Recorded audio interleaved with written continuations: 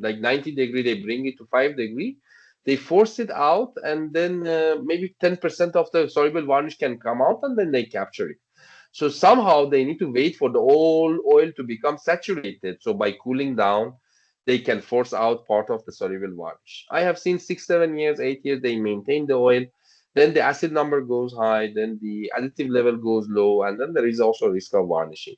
If clean system, clean oil, they are connected, varnishing happens maybe after oil change, after 7, 8 years. But if they are connected to dirty systems, they don't really deliver results. They cannot remove the varnish from surfaces. The only time oil will be able to dissolve back varnish from surfaces is the time that the oil is completely desaturated from acid and varnish. So once you desaturate the oil, then the oil can collect back the varnish from surfaces. These systems, they work one very slow.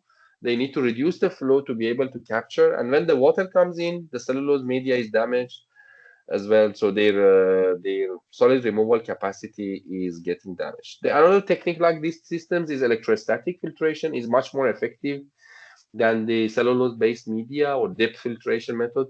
The issue with the electrostatic filtration is that again acid passes through, soluble varnish passes through. In terms of solid removal, electrostatic is much better, but in terms of chemistry management, is the same. The problem comes back. My colleague Francis has worked with many of these systems in his career, and we are changing most of those systems in Saudi Arabia. Cooler performance issues, not delivering. In UAE, global aluminium company had many of these systems. They have still problem. They are buying EPT systems. So although we were late in some industries, but we're really showing that it's a different technique that what we are doing. So just as a summary of aftermarket chemicals, putting back to the oil to the solution is not the final solution. They are not really removing the problem. They're just putting it back to the oil.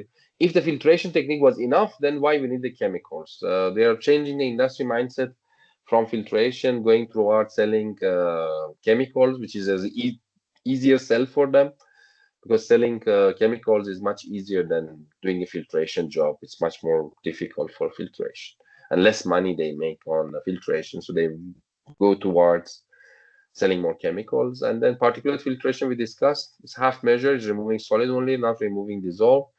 So let's go for SVR introduction. So what is the problem as a definition of the problem? And on what I have discussed so far, the oils, they become saturated from varnish and acid, and finally they deposit on the piping, on the bearings, wherever they are in touch, the deposits will form. And these deposits, why they are sticking again? Because oil is non-polar, varnish is polar, and then the system metals are polar, so they are attracting them. And then when they sit on the mechanical surfaces of the bearings, the components which are critical, then they start to causing heat, causing vibration, and causing wear. So what EPT does, they will remove the soluble varnish, and then the oil collects back or redissolves back the varnish on surfaces. How much varnish on surfaces, we don't know. We need to keep, this is a sacrificial surface. The resin is a polar media, sacrificial surface. So always the breakdown product is attracted to the resin rather than to the mechanical surfaces. So we remove soluble varnish, insoluble varnish redissolves back, and then it will be removed by the same filter element. It was designed by a turbomachinery manager, not really considering business in his mind when he was designing it with his own company, doing a patent, doing R&D. And then filtration business is based on make your machine smaller, sell more filters. But this is over designed, so it's a very simple but very high in engineering of the resin. So it's a gear pump sucking around 40 liter per minute, so 28,000 liter, sorry, around 40,000 liter per day comes to the machine, so 28 liter per minute. The flow, the oil temperature defines the resin life. It goes through the filter elements, ICB filters, they remove acid. I really focus on acid removal because no other technique removes acid. Acid removal, varnish removal, all the soluble breakdown products are attracted or by an ion exchange removed by the resin, and then the oil goes back to the mechanical filter. The main flow was to mechanical filter. just 28 liter per minute out of 40. It goes to ICB, it comes back, and then joins mechanical filter we use on our system. Is a 1 micron beta 4000 to remove the solid available in the system. There are four type of resin in EPT, patented the same 1992. One was for mineral oils, one was for the hydraulic oils, because hydraulic oils, they have little bit of polar additive. We should not remove them. With the mineral oils, we can go aggressive with the resin because there is not much polar additives. But in hydraulic oil, we need to be careful not to remove additives. Phosphate ester is a different, completely different chemistry. And jet loops, which Mr.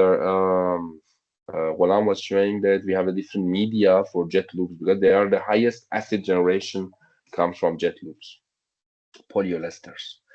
We have a different, this resin is completely patented by EPT and no other company can make. There are companies that make ion exchange resins and they do filtration with this, but they cannot make the same formulation. They don't have experience of EPT.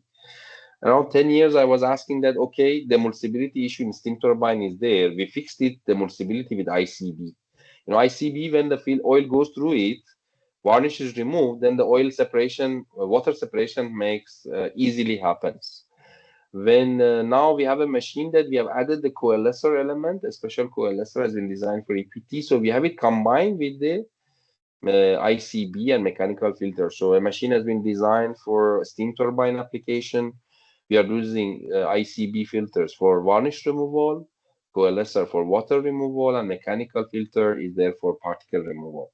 So you can do together all three. So ICB helps the water to separate easily, so you do water removal in the same. We were always depending on the centrifuge and other machines in the industry to do the water removal for us, but now we have our own machine. This machine has been designed for GE steam turbine team. 15,000 liter of oil in a steam turbine has been tested, and with the 5,000 ppm of water, it has been achieved 50 ppm within 3 weeks easily. Single pass efficiency of water removal of this one is around 50%. So very good improvements in EPT. So with the gas turbines and turbo compressors with gas turbines, we go with normal SVR, and then we go with SVR hydro wherever we have steam turbine application. Ali, let me answer your question. What should replacement period of ICB filters? Yeah, good question, brother. I am coming to that. So just give me a second. It's the slide is coming. So just some mechanical some mechanical guys are all responsible for lubrication, and they don't really get it. Again, myself, I was a mechanical engineer when Peter Dufresne first time in SKF time presented to me how varnish is removed from surfaces. We need to really understand. So the oil is getting soluble varnish is being removed, oil is going back to the new oil condition, then the oil is redissolving back the varnish which was created by the same oil. So then varnish from surfaces goes back to the oil and then comes to the filter again, it's being removed. So it's a chemistry balance between soluble varnish and insoluble varnish. When we remove only soluble varnish, the insoluble varnish can be removed from surfaces. You know, when I heard this first time, I said never. But then after 3 months with monthly filter replacement was done, then I went and I removed the oil and I see the system is clean. So I really believe in it. So this is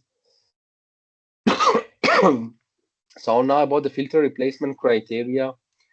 ICB filters, they have a 1 month life. When the acid number is high, varnish potential is high, need to be replaced monthly. When the oil is dirty, system is dirty.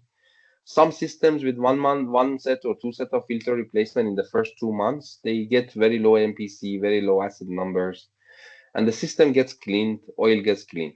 But some systems with one set of filter, we achieve results. So 3 sets of replacement, 3 months maximum, monthly filter replacement at the start is the dirtiest systems we have cleaned so far. Then after monthly filter replacement in the first year, then the filter life goes to 1 year. When the ICB filters, they get exhausted within a year when the system is having very good acid numbers, very good varnish potential near zero, acid number is okay. So the filter life will be 1 year. Why the filter will be exhausted? Because the oxidation material is getting produced, we are removing it at the location of manufacturing, so the resin gets exhausted. There is not much of too much of oxidation material, so the resin gets exhausted later on. And then within the first 3 months, we remove the varnish from surfaces as well within these monthly filter replacements. So about the skid, skid is made in Canada. Before EPT was making the skid carbon steel vessels, but they were certified vessels. Nowadays, they were painted before. Nowadays, it's full stainless steel.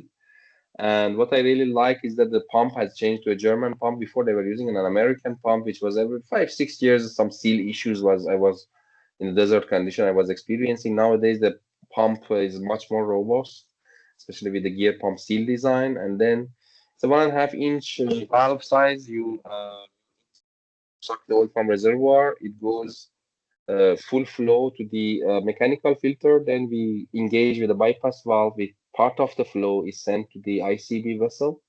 The oil should be hot when ICB is working. We are removing with at 60 degree to 80 degree only. When the oil is cold, never use the ICB filters. So because the pressure goes high in the resin when you have cold oil, so it should be working only with the hot oil, removing the varnish when it is hot and dissolved, and then the oil goes back to the mechanical vessel. It's a very elegant in design, very robust. In desert, 10 years, I've seen just one motor pump failure, very good performance, and then attacking the root cause of the problem. Yeah, this is about the skid, and there are two scenarios with Turbomachinery when we connect the PT system. One is that system is dirty with monthly filter replacement. MPC even sometimes goes high. I have connected systems of MPC 15 and I get it 30 at the end of the month. So yeah, Mr. Ghulam, your comment is important for me. Let me read it. Such a request to have transmitters instead of gauges, manual readings taken by and additionally some protection within the system against plug particle effect caused by pressure IC.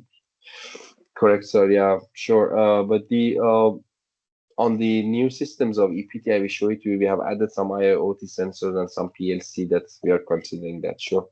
But these systems were designed originally for unmanned stations in Canada where there was no operators much and they were minimum minimum instrumentation causes the less problems as well. So we wanted to have it robust and minimum parts if any failure comes. But sure, we are considering that. And then dirty systems, we change the ICB monthly till we have the ICB near zero. And then cleaner systems, MPC drops immediately and the system is clean, so no much fluctuation. So keep the SVR running, keep the MPC and acid number near zero, and then no problems. Uh, this is a 10 years case study on solar Mars. From day one, EPT system was used, so MPC near zero all the time. This is really varnish potential. We need to keep it near zero. If it's jumping up and down, then there is a problem we need to analyze. And then acid number. This is with one lab we need to stick, and then there are, as I said, fluctuations between different labs. But I consider the Dr. Hobbs when signing that he really cares about his own status in the industry rather than just selling EPT. I'm telling Matt sometimes to write something what I need, but he doesn't. He really cares about his own prestige and the knowledge and so on. I really trust him. So acid numbers, you see that 10 years and the particle count very low. 10% additive only used after 10 years. This oil can go easily 20 years. So keep this machine running. They call it kidney loop, but this is the real kidney. Other filtration units are running only solid. This is removing acid and varnish as well. So this is a case in Sohar, Oman. Sohar urea, I have done an ammonia compressor. The manager, when discussing with the do you have any videos record after varnish removal filter to see the difference? Yeah, I have for sure. Yeah, I already shown some of them at the start of this one. You were not there, I believe, no? I have. Then regarding this case, Sohar urea ammonia compressor, they had varnishing. They have seen it with their own eyes. When they connected EPT machine, the temperature and the vibration dropped. And then after 6 months, the MHI compressor is also approved. Now they are ordering the second machine. And yeah, it was a very good results in Sohar, Oman. This is about the gas, which we have in Sapolam here also. What I see that there was good improvements, but still maybe not completed the job. We are working on the site to see that what's going on with this application. But there was good improvements at the start within the first 2 months that we have changed the filters. Just to see that the different technologies, aftermarket chemicals, they don't remove the insoluble soluble varnish. They work when the turbine is operation, so we can add them. They don't remove acids. They don't decrease. They don't remove they don't decrease additive consumption. They don't increase the life, so they very high cost. They just keep the varnish inside. So deep filtration method, electrostatic agglomeration. They don't remove the soluble varnish. They remove only insoluble. They don't remove both. The turbine is stopped. Sometimes they come in, they say that better to give us when the turbine oil is cold because they want to remove solid. Turbine oil is hot is problem for them. They cannot remove that much of solid when the turbine oil is hot. So, and then we don't very high cost, and then ion exchange resin base is the lowest cost. We are putting a study on the ASTM to have different comparison of these different techniques together. It has been presented by Dr. Hobbs and it will be published soon. So, other solution for water removal of hydraulic system, especially with ester-based fluids, I really recommend nitrogen generator. Dry nitrogen, we put it on the synthetics to control the water doesn't come in. So few ppm of water causes huge breakdown in this ester-based fluid. So I really recommend that nitrogen generation, dry nitrogen to work on them. So the flow of dry nitrogen is remove the water from the oil. It goes out from the breather. There should be a breather element, and then the dry nitrogen to be connected. So we remove water 50 to 100 ppm per day, and as well as we don't allow the moisture to come in. And this is our latest technology for the phosphate ester systems. This is also having a lot of sensors inside as well. The electrostatic is for black carbon removal. Ion exchange is for the dissolve, and resin is acid and varnish removal. Particle removal is done by the particle filter, and the nitrogen generator is there for the water removal. So this is the four techniques together on the phosphate ester fluids, on the synthetic fluids, on the hydraulic systems. I really recommend ASTM D8323 to be studied. It's a very important document. And you see that the black carbon was there, electrostatic removed the black carbon, and then the varnish was removed by ICB, and we corrected all the oil problems. Because this black carbon is not shown in the particle count, it's shown only in the MPC test if it is done properly with those delta L and delta A plus B, which I explained today morning. So every manager would like to know that what are the benefits of such systems. Without this EPT system, 8 years the oil goes maximum. We have seen more life, but with the group 1 oils, group 2 and group 3, they don't go more than 8 years. Varnishing happens as well. So 500,000 is 3 fields of oil in turbine oil life, GE frame 7. So this 22,000 liter of oil. This is the cost of oil in US and Canada, but the Middle East is a little bit cheaper. But every 5% of top up is maintained, and the 2 flushes between oil changes. So it's a $979,000 in 25 years. Oil cost, flushing cost plus top up cost.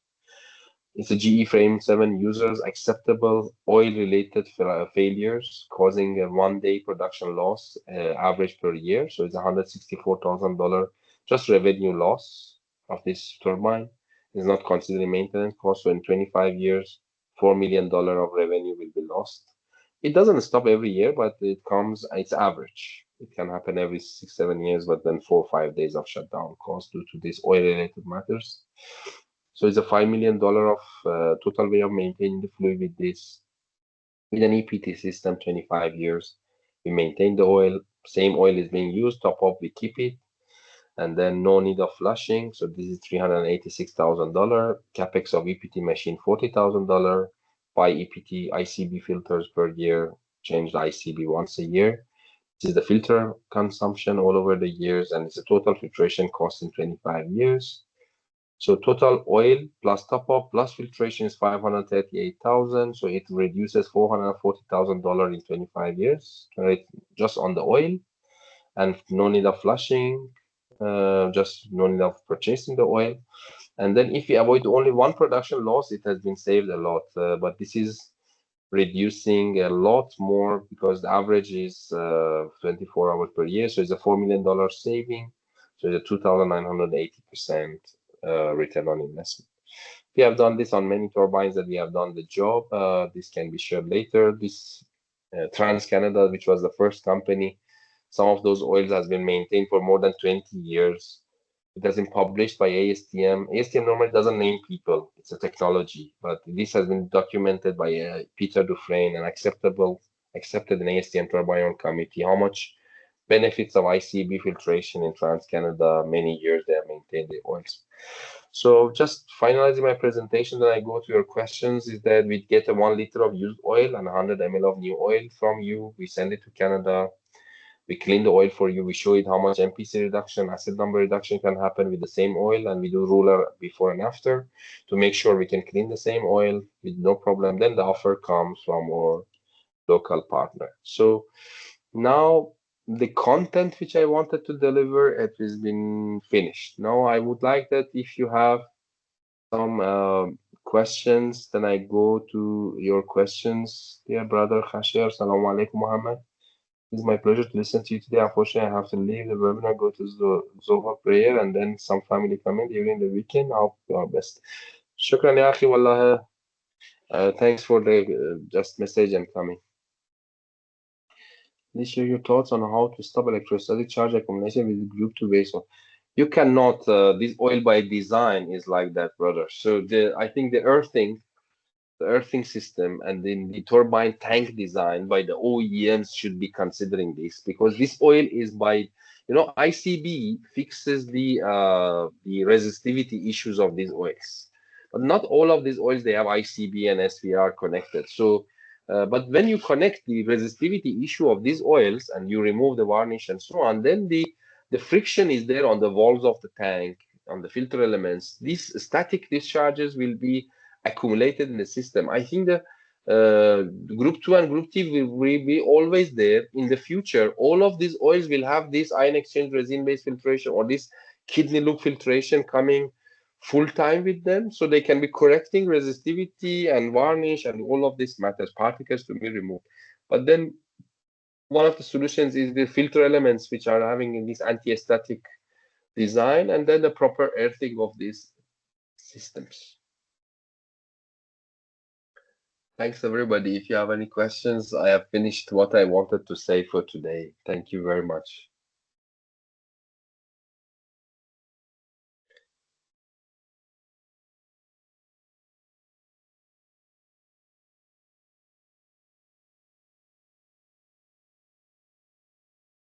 I hope to be able to work with you in 2025, inshallah. Thank you.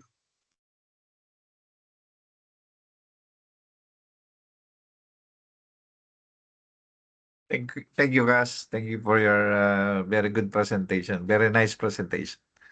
Thank you, sir.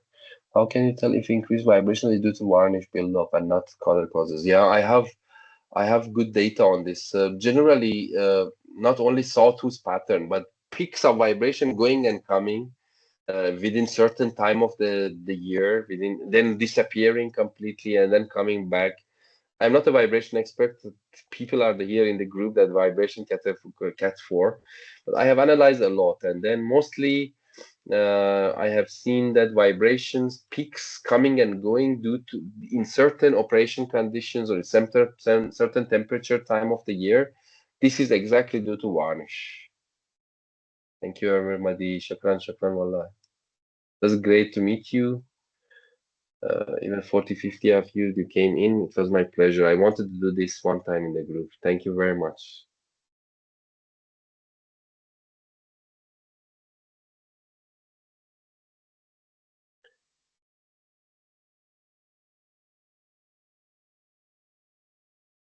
Sure, sir. I will come again. I'm coming in January, I feel, to, I wanted to meet you. Sure, Mr. Ghulam. January, I come to site, and when we completely assess the condition and what has been done and what are the results of SVR. Thank you, sir.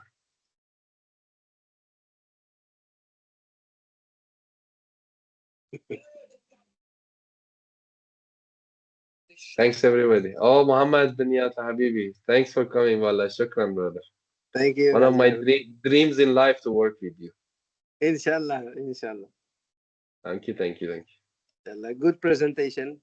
There are a lot of Habibi. very informative. We learn a lot. And thank you very much for your. Well, I enjoy really. Thank you for you are helping me to come my dreams coming true. I really enjoy this. Thank you. Thank you. Shukran, brother. Thank you. Shukran, shukran.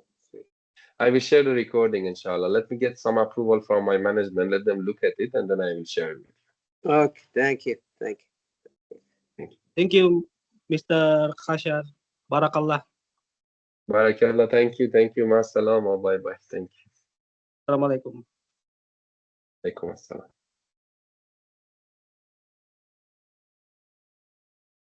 I will stay for 5 minutes more if anybody has a question. If not, I will stop the meeting. Thank you. Allah Hafiz Ali. Thank you very much. Mr. Ali, Misbah, Shukran. I will share the PDF of the presentation in the group right now and then recording later, inshallah.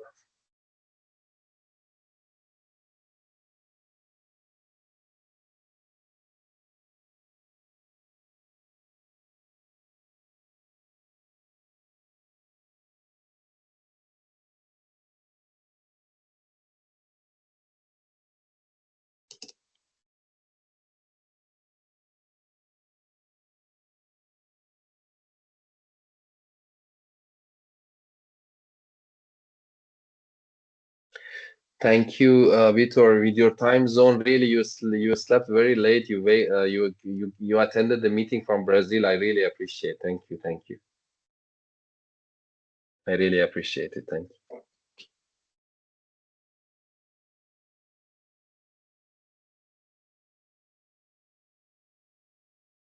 I'm sharing now the PDF to the WhatsApp group.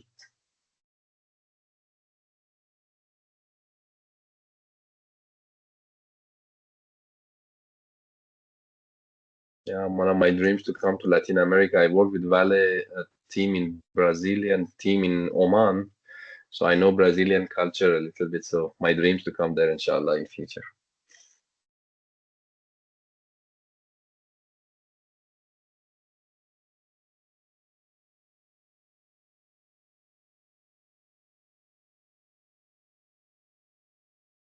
Thank you, everybody. I am stopping the meeting. I will share with you the recording. I'm sending the file to the group as well. See you. Thank you very much. Thank you for attending.